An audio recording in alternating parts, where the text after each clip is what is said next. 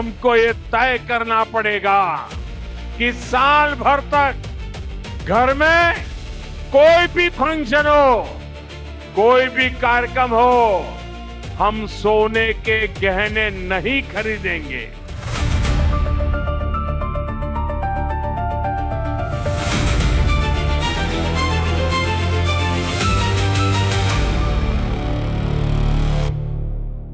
నమస్కారం ఆర్వీఆర్ టీవీకి స్వాగతం. నేను మీ Gayatri. Welcome to special analysis. బంగారం అంటే మోజులేని వారు ఎవరుంటారు చెప్పండి? అందరికీ బంగారమే కావాలి. మరి అలాంటి బంగారం మార్కెట్ సడన్ గా ఫాల్ అవుతుందా? మళ్ళీ లక్షలోపు బంగారం రేటు చూడబోతున్నామా? లేదా మరో 2 ఏళ్లలో 5 లక్షలు దాటబోతుందా? అసలు ఇప్పుడు కొనాలా వద్దా? ఎన్నో ఇంట్రెస్టింగ్ అంశాలు బంగారం గురించి అండ్ మార్కెట్ గురించి ఈ వీడియోలో క్షుణ్ణంగా విశ్లేషిద్దాం.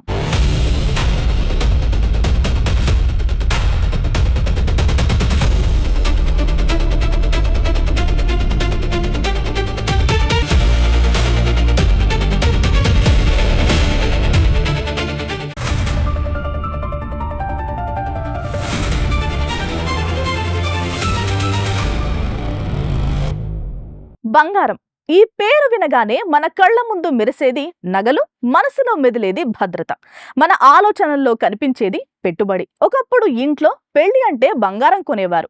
ఈ రోజు దేశాలు బంగారం కొంటున్నాయి. ప్రపంచ ఆర్థిక వ్యవస్థ బంగారం చుట్టూనే తిరుగుతోంది. గత కొన్నేళ్లలో బంగారం ధరలు ఎవరూ ఊహించని స్థాయికి చేరుకున్నాయి. ₹1,00,000 మార్కును దాటిన బంగారం ఇక్కడి నుంచే మరింత పరుగులు పెడుతుందా? లేక ఇదే సరైన సమయమని అమ్మకాలు మొదలై ధరలు భారీగా కిందకు వస్తాయా? ప్రస్తుతం కొనేవాళ్లు లాభపడతారా? లేక కొన్ని నెలలు వేచి చూసేవాళ్లే తెలివైన పెట్టుబడిదారులా? అసలు బంగారం ధరను నిర్ణయించేది ఎవరు?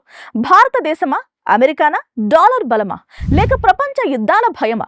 రానున్న 2 సంవత్సరాల్లో బంగారం కొత్త రికార్డులు సృష్టిస్తుందా? లేక పెట్టుబడిదారులకు షాక్ ఇవ్వబోతుందా? ప్రస్తుతం 1 గ్రాము కొనాలా, 1 తులం కొనాలా, లేక ఇంకొన్ని నెలలు ఆగాలా? ప్రతి భారతీయ కుటుంబానికి ఉపయోగపడే ఈ ప్రత్యేక విశ్లేషణలో బంగారం వెనుక దాగి ఉన్న ఆర్థిక రహస్యాలను ఒక్కొక్కటిగా తెలుసుకుందాం. బంగారం ఒక లోహమా, లేక ప్రపంచ ఆర్థిక వ్యవస్థకు బలమా? బంగారం మనకు అది ఒక ఆభరణం, ఒక ఆస్తి, ఒక ఎమోషన్. కానీ ప్రపంచ ఆర్థిక వ్యవస్థకు మాత్రం అది సేఫ్ హెవెన్ అసెట్. అంటే ప్రపంచంలో ఎక్కడైనా యుద్ధం జరిగినా, ఆర్థిక సంక్షోభం వచ్చినా, స్టాక్ మార్కెట్లు కుప్పకూలినా పెట్టుబడిదారులు ముందుగా ఆశ్రయించే ఆస్తి బంగారమే. అందుకే ప్రపంచం భయపడినప్పుడల్లా బంగారం మెరవడం మొదలవుతుంది.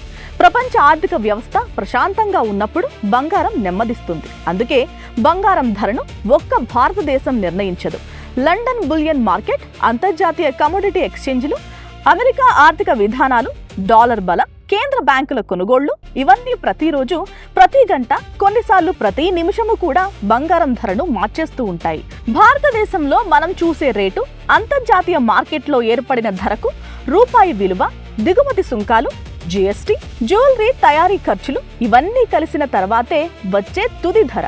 అందుకే హైదరాబాద్లో, అలాగే తెలుగు రాష్ట్రాల్లో బంగారం ధర పెరిగిందంటే దానికి కారణం ఆ ప్రాంతం కాదు, వేల కిలోమీటర్ల దూరంలో తీసుకున్న ఒక ఆర్థిక నిర్ణయం కూడా కావచ్చు.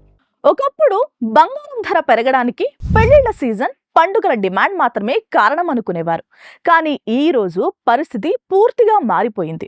ఒక దేశం యుద్ధం మొదలుపెట్టినా, యుద్ధ వాతావరణం ఆవరించినా, ఒక కేంద్ర బ్యాంక్ వడ్డీ రేట్లు పెంచినా, అమెరికాలో డాలర్ బలపడినా, చమురు ధరలు పెరిగినా బంగారం ధర క్షణాల్లో మారిపోతుంది. అసలు ఈ పసిటి ధరను ఎవరు నియంత్రిస్తారు? ఎందుకు ఒక్కో రోజు ₹1,000 తేడా వస్తోంది? రానున్న 2 ఏళ్లలో బంగారం మరోసారి చరిత్ర సృష్టిస్తుందా? లేక లాభాల బుకింగ్తో భారీ పతనాన్ని చూస్తుందా? ప్రపంచ మార్కెట్లు ఇస్తున్న సంకేతాలు ఏమిటో ఒక లుక్కేద్దామా? బంగారం ధరను చూస్తే 1 గ్రాము విలువ కనిపిస్తుంది. కానీ ఆ ధర వెనుక ప్రపంచ ఆర్థిక వ్యవస్థ మొత్తం కదులుతోంది. బంగారం ధరను ఎవరు నిర్ణయిస్తారు? వచ్చే 2 ఏళ్లలో పరిస్థితి ఏంటి? ప్రపంచంలో బంగారం ధరను ఒక్క దేశం నిర్ణయించదు. దాని వెనుక ప్రపంచ ఆర్థిక వ్యవస్థ మొత్తం పనిచేస్తోంది. లండన్ బులియన్ మార్కెట్, అమెరికాలోని కామెక్స్, కేంద్ర బ్యాంకుల కొనుగోళ్లు, పెట్టుబడి సంస్థల వ్యూహాలు, అంతర్జాతీయ ఫండ్ల ప్రవాహం ఇవన్నీ కలిసి బంగారం ధరకు దిశను నిర్ణయిస్తాయి. అమెరికా ఫెడరల్ రిజర్వ్ వడ్డీ రేట్లను పెంచితే సాధారణంగా డాలర్ బలపడే అవకాశం ఉంటుంది. డాలర్ బలపడితే బంగారంపై ఒత్తిడి పెరిగే అవకాశం ఉంది. అదే వడ్డీ రేట్లు తగ్గితే లేదా ఆర్థిక మందగమనం సంకేతాలు కనిపిస్తే పెట్టుబడిదారులు మళ్లీ బంగారం వైపు మొగ్గు చూపుతారు. ఇదే అసలు సీక్రెట్. ఇంకా ముఖ్యమైన అంశం ఏంటంటే సెంట్రల్ బ్యాంక్ గోల్డ్ బయ్యింగ్. గత కొన్నేళ్లుగా భారత్, చైనా, పోలాండ్, టర్కీ వంటి దేశాల కేంద్ర బ్యాంకులు తమ విదేశీ మార్క నిల్వల్లో బంగారం వాటాను పెంచుతున్నాయి. దీని అర్థం ఏంటి? ప్రపంచ దేశాలు కేవలం కరెన్సీని మాత్రమే కాదు, బంగారాన్ని కూడా దీర్ఘకాలికంగా భద్రతగా చూస్తున్నాయి. అలాగే ప్రపంచంలో యుద్ధ వాతావరణం, భౌగోళిక ఉద్రిక్తతలు, ద్రవ్యోల్బణం, ప్రపంచ రుణభారం ఇలాంటి అంశాలు పెరిగినప్పుడు బంగారం డిమాండ్ కూడా పెరిగే అవకాశాలు ఉంటాయి. అయితే ఇక్కడ పెట్టుబడిదారులు ఒక విషయం గుర్తుంచుకోవాలి. బంగారం ప్రతిరోజు లాభాలు ఇచ్చే ఆస్తి కాదు. ఇది సంపదను సృష్టించే సాధనం కంటే సంపదను కాపాడే సాధనం. అందుకే చాలా మంది ఆర్థిక నిపుణులు దీర్ఘకాలిక పెట్టుబడి పోర్ట్ఫోలియోలో కొంత శాతం బంగారాన్ని ఉంచాలని సూచిస్తారు. కానీ మొత్తం డబ్బుని బంగారంలో పెట్టడం లేదా ధరలు పరుగులు పెడుతున్నాయని భావోద్వేగంతో కొనడం ఆర్థికంగా సరైన నిర్ణయం కాకపోవచ్చు. రానున్న 2 ఏళ్లలో బంగారం ప్రయాణం ప్రపంచ ద్రవ్యోల్బణం, వడ్డీ రేట్లు, డాలర్ బలం, కేంద్ర బ్యాంకుల కొనుగోళ్లు మరియు అంతర్జాతీయ ఉద్రిక్తతలపై ఎక్కువగా ఆధారపడే అవకాశం ఉందని మార్కెట్ విశ్లేషకులు భావిస్తున్నారు. కొనాలా వద్దా అనే సందేహమే ఇప్పుడు అందరి మదిలో ఉంది. వీటన్నిటినీ విశ్లేషించిన తర్వాత బంగారం ధర పెరిగే అవకాశాలే ఇప్పుడు మార్కెట్లో కనిపిస్తున్నాయి. మార్కెట్ విశ్లేషకుల నమ్మకం, బంగారం ధరను నగల దుకాణం నిర్ణయించదు. ప్రపంచ ఆర్థిక వ్యవస్థ తీసుకునే ప్రతి నిర్ణయం దాని ధరలో ప్రతిబింబిస్తుంది. ₹1,00,000 మార్కు దాటిన బంగారం 2 లక్షల మార్కును చేరుకుంటోంది. ఇప్పుడు 5 లక్షలకి పరుగులు పెడుతుందా అంటే చెప్పలేని పరిస్థితి. ఇప్పుడు కొంటే 2 ఏళ్ల తర్వాత మీరు తెలివైన పెట్టుబడిదారులు అవుతారా, లేక అత్యధిక రేటుకి కొనేసి ఏళ్ల తరబడి ఎదురు చూడాల్సి వస్తుందా? ఇప్పుడు కొనేవాళ్లు తప్పు చేస్తున్నారా, లేక ఇప్పుడు కొనకపోవడమే జీవితంలో చేసే అతిపెద్ద తప్ప? అసలు మార్కెట్ ఏం చెబుతోంది?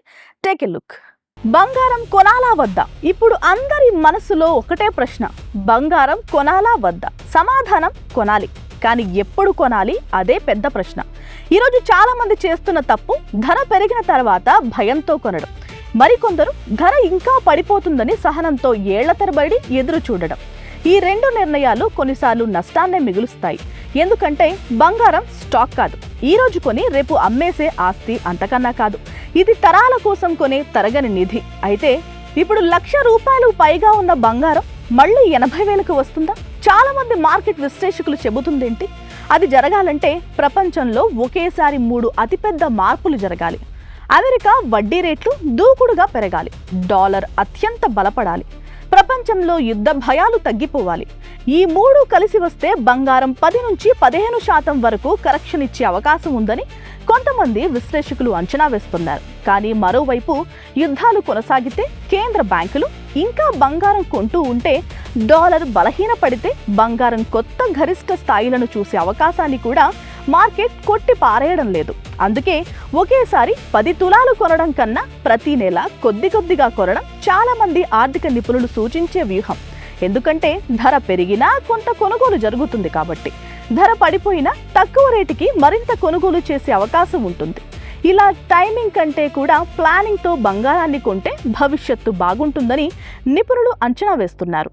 మరి బంగారం టైమింగ్లో కొనాలి అన్నప్పుడు మన ప్రధాని మోదీ స్పీచ్ వెనుక దాగి ఉన్న రహస్యం ఏంటి? బంగారం కొనవద్దన్న ఆయన మాటలు సోషల్ మీడియాలో పుట్టించినదా, లేదా నిజంగానే మోదీ వద్దని అన్నారా? అసలు ఆంతర్యం ఏంటి? ఎందుకు మోదీ స్పీచ్లో బంగారం ప్రస్తావన వచ్చింది? ఇప్పుడు విశ్లేషిద్దామా? బంగారం కొనడంలో టైమింగ్ కంటే ప్లానింగ్ ముఖ్యం. ఒకేసారి కొన్నవాడు ధర కోసం ఎదురు చూస్తాడు, కొద్ది కొద్దిగా కొన్నవాడు సంపదను నిర్మించుకుంటాడు. మోదీ బంగారం కొనొద్దన్నారు. గత కొంతకాలంగా సోషల్ మీడియాలో ఎక్కువగా వినిపిస్తున్న మాట ఇది. కానీ అసలు నిజం ఏంటంటే ప్రధానమంత్రి నరేంద్ర మోదీ బంగారం ఎప్పుడూ కొనొద్దు అని ఎక్కడా చెప్పలేదు. ఆయన చెప్పినది భౌతిక బంగారం మీద మాత్రమే పూర్తిగా ఆధారపడకుండా ఆర్థికంగా ఆలోచించి పెట్టుబడి పెట్టండి అనే భావన.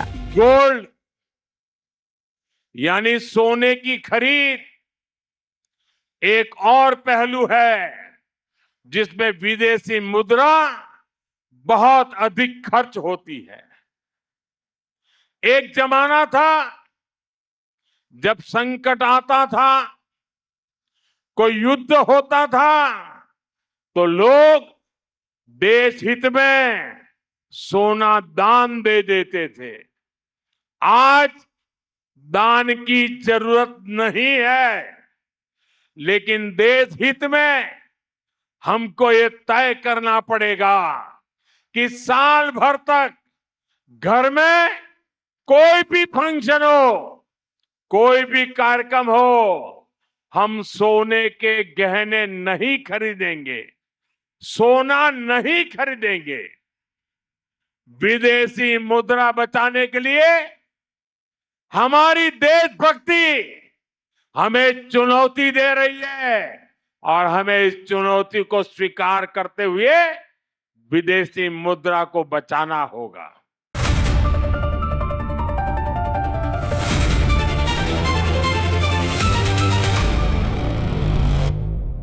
భారతదేశం వినియోగించే బంగారంలో ఎక్కువ భాగం విదేశాల నుంచే దిగుమతి అవుతుంది. దిగుమతులు పెరిగితే విదేశీ మారక ద్రవ్యంపై ఒత్తిడి పెరుగుతుంది. అందుకే ప్రభుత్వం భౌతిక బంగారానికి ప్రత్యామ్నాయంగా sovereign gold bonds, gold ETFs వంటి పెట్టుబడి మార్గాలను ప్రోత్సహించింది. అయితే మరోవైపు ఒక ఆసక్తికరమైన విషయం ఏంటంటే భారతీయ రిజర్వ్ బ్యాంక్ అంటే ఆర్బీఐ గత కొన్నేళ్లుగా తమ బంగారం నిల్వలను క్రమంగా పెంచుకుంటూనే వస్తోంది. మరి ఎందుకంటే ప్రపంచవ్యాప్తంగా బంగారం ఇప్పటికీ ఒక వ్యూహాత్మక ఆస్తి. కరెన్సీ విలువలు మారవచ్చు, స్టాక్ మార్కెట్లు పడిపోవచ్చు, కానీ బంగారం దీర్ఘకాలంలో ఆస్తిని రక్షించే సాధనంగా కేంద్ర బ్యాంకులు ఇప్పటికీ విశ్వసిస్తున్నాయి. కాబట్టి అంటే ప్రభుత్వం చెబుతున్నది బంగారం వద్దు అని కాదు, సరైన రూపంలో సరైన ప్రణాళికతో కొనండి అని. బంగారం కొంటున్నాము సరే, సరైన బంగారమే మనం కొంటున్నామా? ఒకరు 24 క్యారెట్ల బంగారమే బెస్ట్ అంటారు. ఇక మరొకరైతే 22 క్యారెట్ల నగలకే విలువ అంటారు. ఇంకొందరైతే 18 క్యారెట్ తీసుకుంటే డిజైన్ బాగుంటుంది అంటారు. ఇక జ్యువెలరీ షాపులకు వెళ్తే making charges free, VA free, flat discount, zero deduction అనే బోర్డులు కనిపిస్తాయి. డబ్బులు ఊరికే రావు అనే యాడ్స్ కూడా వినిపిస్తాయి. కళ్ల ముందు బంగారం కొనమని ఆశ పెడుతుంటుంది. అసలు ఏది నిజం, ఏది మార్కెటింగ్? మీ డబ్బుకు నిజమైన విలువనిచ్చే బంగారం ఏది? బంగారం ఒక నగ కాదు, ఒక ఆర్థిక నిర్ణయం. 24 క్యారెట్, 22 క్యారెట్, 18 క్యారెట్ ఏది కొనాలి? జ్యువెలరీ షాపుల ఆఫర్లలో అసలు నిజం ఏంటి? చాలా మంది ఒక పెద్ద పొరపాటు చేస్తారు. 24 క్యారెట్ అంటేనే బెస్ట్ అని అనుకుంటారు. కానీ మీ అవసరాన్ని బట్టి బెస్ట్ మారిపోతూ ఉంటుంది. మీరు పెట్టుబడి కోసం కొంటున్నారా? అయితే 24 క్యారెట్ బంగారం ఉత్తమ ఎంపిక. ఎందుకంటే దీనిలో బంగారం శాతం అత్యధికంగా ఉంటుంది. కానీ రోజు ధరించే నగల విషయానికి వస్తే 24 క్యారెట్ అంతగా ఉపయోగపడదు. అది చాలా మృదువుగా ఉంటుంది. అందుకే భారతదేశంలో ఎక్కువ మంది 22 క్యారెట్ నగలనే కొనుగోలు చేస్తారు. ఇందులో సుమారు 91.6% బంగారం, మిగిలినది ఇతర లోహాలు ఉంటాయి. అందుకే నగ బలంగా ఉంటుంది, డిజైన్ కూడా చాలా బాగా వస్తుంది. 18 క్యారెట్ ఎక్కువగా డైమండ్ జ్యువెలరీ, డిజైన్ కలెక్షన్లలో ఎక్కువగా ఉపయోగిస్తూ ఉంటారు. ఇప్పుడు మరో ముఖ్యమైన విషయం, మేకింగ్ ఛార్జెస్ లో చాలా మంది బంగారం రేటు మాత్రమే చూస్తారు. కానీ బిల్లు చూసిన తర్వాతే అసలు షాక్ తగులుతుంది. ఎందుకంటే కొన్ని షాపులు బంగారం రేటు కంటే మేకింగ్ ఛార్జ్ ద్వారానే ఎక్కువ సంపాదిస్తూ ఉంటాయి. అందుకే మేకింగ్ ఛార్జెస్ ఫ్రీ అనే బోర్డు కనిపిస్తే ముందు బంగారం రేటు, విఏ ఛార్జెస్, జీఎస్టీ అన్నీ కలిపి మొత్తం బిల్లు ఎంత అవుతుందో చూడాలి. డిస్కౌంట్ పేరుతో మరో చోట రేటు పెంచి ఉండే అవకాశాన్ని కూడా విస్మరించకూడదు. ఇంకో విషయం ఏంటంటే BIS హాల్ మార్క్ లేకుండా ఎప్పుడూ బంగారం కొనొద్దు. హాల్ మార్క్ మీ బంగారం నాణ్యతకు ప్రభుత్వ గుర్తింపు. బంగారం కొనడం అంటే నగ కొనడం కాదు, నమ్మకం కొనడం. కాబట్టి మెరుపు చూసి కాదు, మెటల్ ప్యూరిటీ చూసి కొనండి. ఆఫర్ చూసి కాదు, ఓవరాల్ బిల్లు చూసి నిర్ణయం తీసుకోండి. బంగారం మెరుస్తుంది, అందుకే మన కంటికి కనిపిస్తుంది. కానీ దాని అసలు విలువ అది మెరుస్తున్నందుకు కాదు, కాలం ఎన్ని పరీక్షలు పెట్టినా తన విలువను నిలబెట్టుకున్నందుకు. పెట్టుబడిలో గెలిచేవాడు ఎక్కువ బంగారం కొన్నవాడు కాదు, సరైన సమయంలో సరైన నిర్ణయం తీసుకున్నవాడు. గుర్తుంచుకోండి, మార్కెట్ ప్రతిరోజు అవకాశాలు ఇస్తుంది, కానీ సరైన నిర్ణయం తీసుకునే అవకాశం మాత్రం జీవితంలో కొన్నిసార్లే వస్తుంది.